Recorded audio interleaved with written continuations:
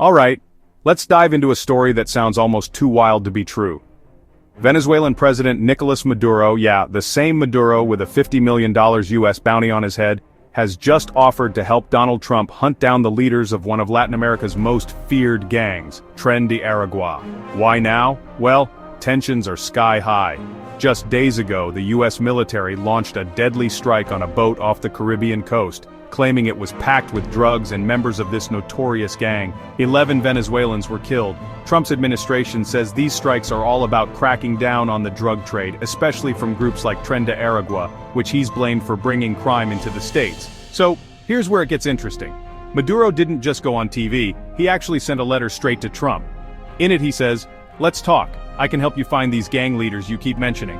He even offered to open a direct dialogue with Trump's envoy, Richard Grenell, calling for peace, mutual understanding across the hemisphere.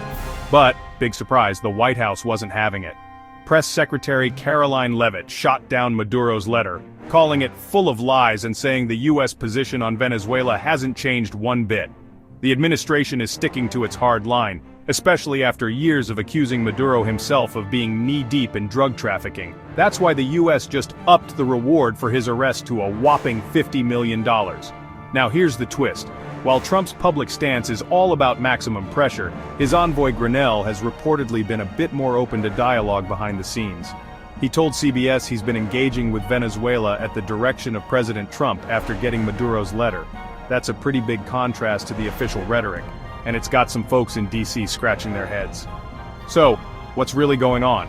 On one hand, you've got Maduro trying to flip the script, offering to help the US with its own criminal boogeymen. On the other, the White House is doubling down, calling him a criminal and refusing to budge.